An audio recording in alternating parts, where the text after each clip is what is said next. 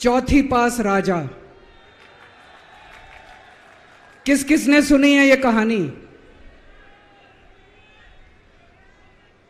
इस कहानी का महात्म्य है कि इस कहानी को जितनी बार सुनोगे, जितनी बार सुनाओगे, उतनी भगवान की कृपा आपके परिवार के ऊपर बरसेगी। इस कहानी का जितना प्रचार प्रसार करोगे, उतना देश की तरक्की होगी, उतना समाज की तरक्की होगी। तो जिन लोगों ने कहानी सुनी है वो भी बड़े ध्यान से दोबारा सुनना, अच्छे से सुनना और इसका खूब प्रचार प्रसार करना। ये कहानी एक राजा की है, एक चौथी पास राजा की कहानी है, एक अहंकारी राजा की कहानी है, एक भ्रष्टाचारी राजा की कहानी है। आप लोगों ने राजा और रानी की कई कहानियां सुनी होंगी। इस कहानी में राजा तो है, रानी नहीं है।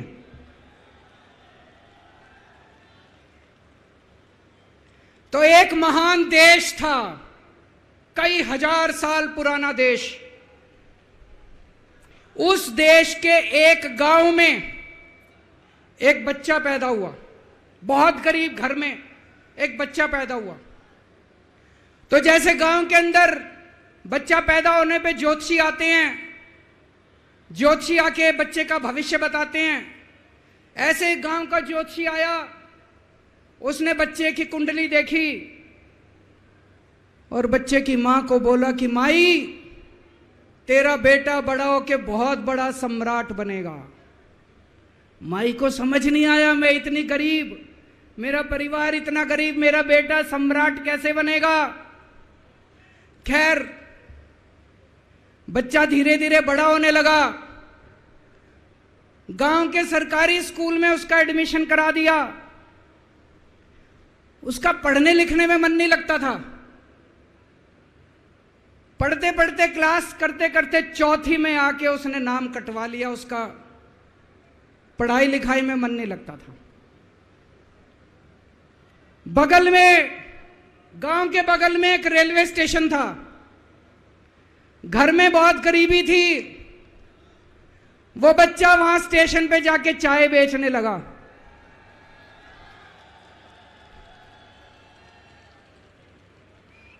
चाय बेच के अपना गुजारा करता था। वो भाषण बहुत अच्छा देता था, बचपन से ही बड़ा अच्छा भाषण देता था। गांव के लड़कों को इकट्ठा कर लेता और भाषण देना चालू करता। धीरे धीरे आसपास के गांव में फैल गया कि यह बच्चा भाषण बड़े अच्छे देता है। आसपास के लड़के भी इकट्ठे हो गए और जो मर्जी टॉपिक हो भाषण देना चालू कर देता था और रुकता ही नहीं था, घंटों घंटों तक भाषण देता रहता था। बच्चा बड़ा हुआ। ज्योतिषी ने कहा था बड़ा होके बच्चा उस महान देश का सम्राट बन गया। लेकिन राजा तो अनपढ़ था, उसे तो कुछ आता नहीं था। अफसर आते, उस अनपढ़ राजा से जहां मर्जी साइन करा लेते, जहां मर्जी जो मर्जी साइन करा लेते। वो राजा अनपढ़ था, उसे लगता था मैं अगर अफसरों से पूछूंगा तो मेरी कमजोरी सबके सामने प्रकट हो जाएगी। अफसरों को लगेगा मेरे को कुछ आता नहीं है। अफसर जो मर्जी लेके आते थे वहां साइन कर देता था। वो धीरे धीरे पूरे देश के अंदर फैल गया कि राजा अनपढ़ है, राजा अनपढ़ है। राजा को बड़ा बुरा लगने लगा। तो राजा ने कहीं से एक फर्जी डिग्री का जुगाड़ कर लिया। एक फर्जी डिग्री का जुगाड़ कर लिया, एमए की डिग्री का।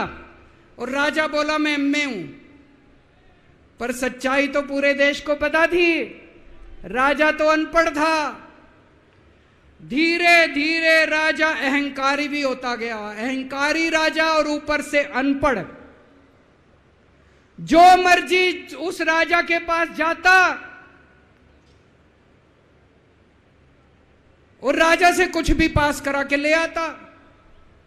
एक बार कुछ लोग गए, राजा को बोले जी नोटबंदी कर दो, नोटबंदी करने से भ्रष्टाचार खत्म हो जाएगा, आतंकवाद खत्म हो जाएगा। राजा को कुछ समझ नहीं आया, राजा की खूब चमची मारी उन्होंने नोट। राजा ने एक दिन शाम को टीवी पे आके 8 बजे नोटबंदी कर दी।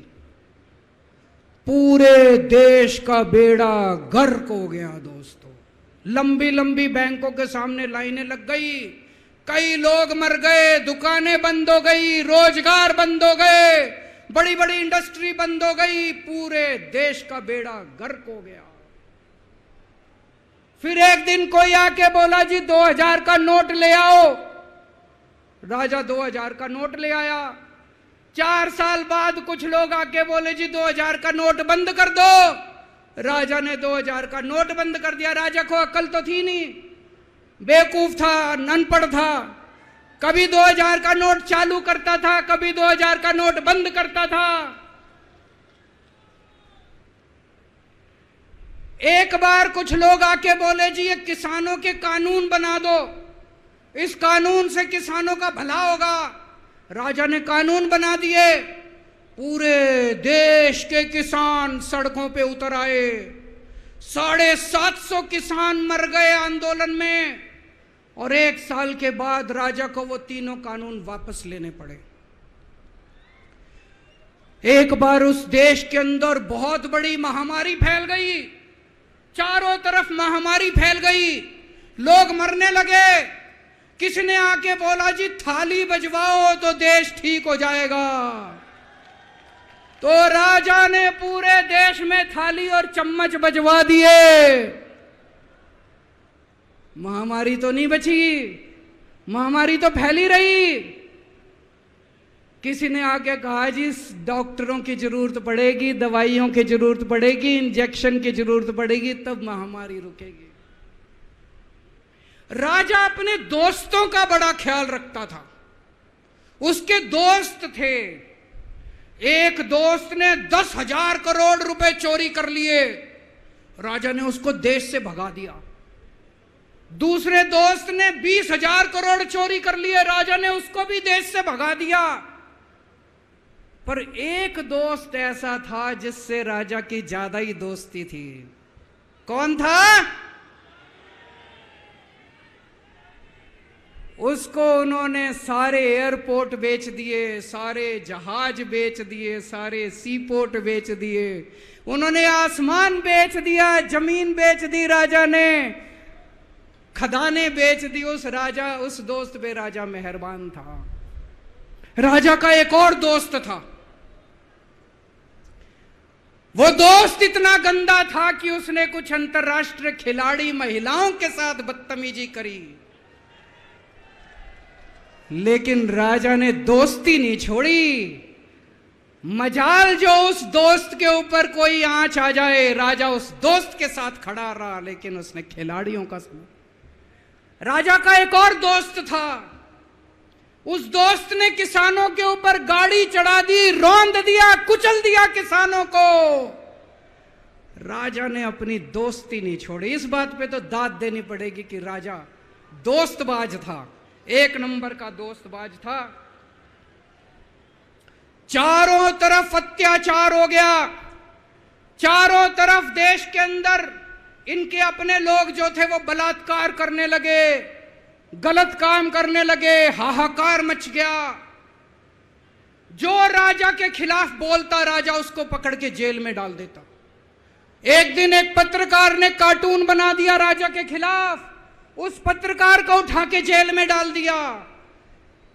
एक दिन एक किसी पत्रकार ने उनके खिलाफ कुछ लिख दिया, उसको पकड़ के जेल में डाल दिया।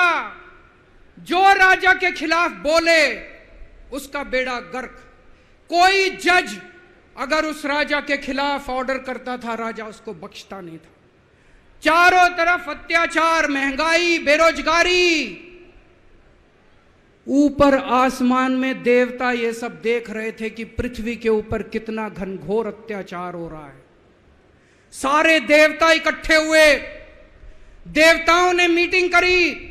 सारे देवता मिलकर शिवजी महाराज जी के पास गए और कहा, महाराज कुछ करो, पृथ्वी के ऊपर अन्याय हो गया, अत्याचार हो गया, चारों तरफ बलात्कार, चारों तरफ हाहाकार मचा हुआ है, जनता परेशान हो रही है। पृथ्वी जी शिव जी महाराज जी ने अपनी तीसरी आंख खोली और दोस्तों यहां प्रचंड पृथ्वी के ऊपर अजीब अजीब घटनाएं घटने लगी। उज्जैन के अंदर महाकाल की 6 सप्तऋषियों की बड़ी बड़ी 10 फुटा भारी भारी मूर्तियां थी। एक दिन बारिश और तूफान आया और 6 की 6 मूर्तियां टूट गई। लोगों ने कहा बड़ा अपशकुन हो रहा है, बड़ा अपशकुन हो रहा है।